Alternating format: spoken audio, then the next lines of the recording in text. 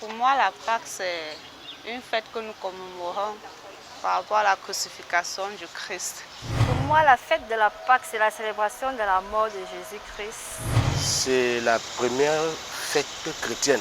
Une joie pour nous de célébrer celui-là qui est mort pour nos péchés. À la paroisse de Messa 2, ici à Mokolo, en ce vendredi saint, nous sommes venus voir comment les jeunes prennent part au culte de célébration de la mort du Christ.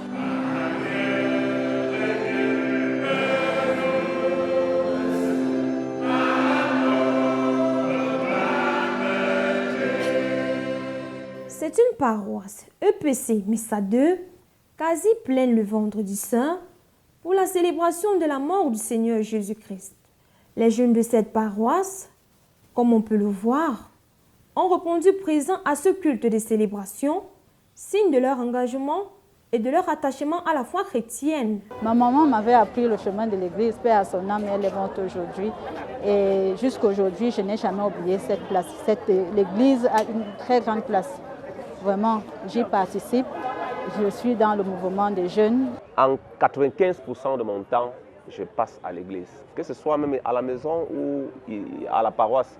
Quand je dis je passe à l'église, à travers les méditations, les prières et consorts. Les jeunes, comme à l'accoutumée, sont très dynamiques dans notre communauté.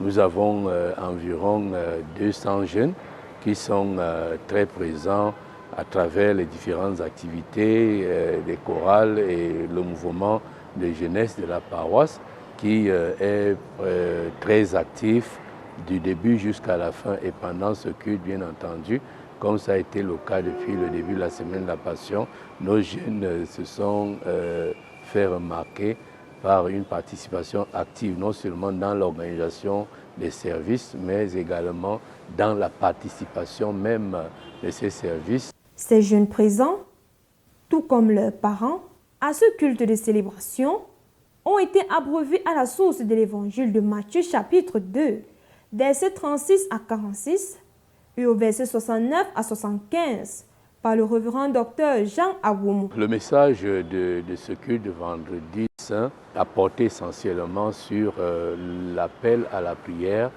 et à l'éveil, comme le Seigneur Jésus-Christ lui-même à Gethsémane déjà interpellait les disciples. Nous disons, chrétiens, restez éveillés et priez pour ne pas tomber en tentation.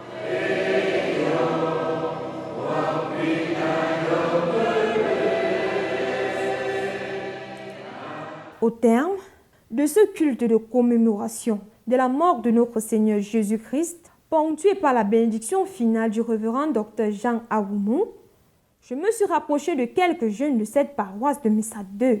De ce culte, j'ai retenu une seule chose, demeurer en veille.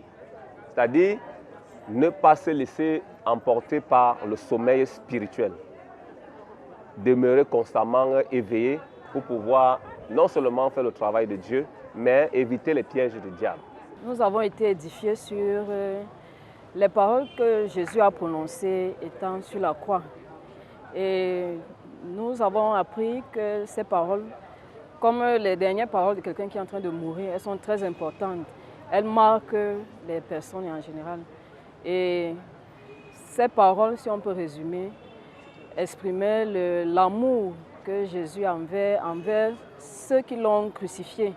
Je ne saurais quitter ce saint temple sans prendre les conseils du révérend docteur Jean Awoumou. Nos jeunes sont confrontés aujourd'hui à des défis énormes.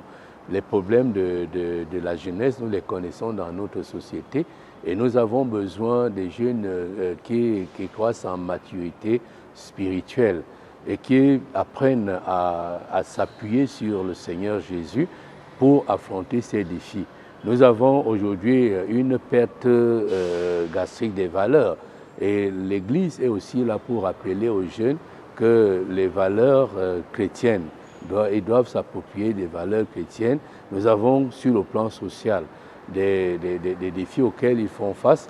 Ils doivent implémenter ces valeurs quand ils vont au-delà, en dehors de l'Église, au carrefour des autres influences pour être plus forts Et le message que nous donnons, nous avons donné aujourd'hui à nos jeunes, c'est qu'ils restent des jeunes éveillés, qu'ils restent des jeunes qui recherchent de la spiritualité.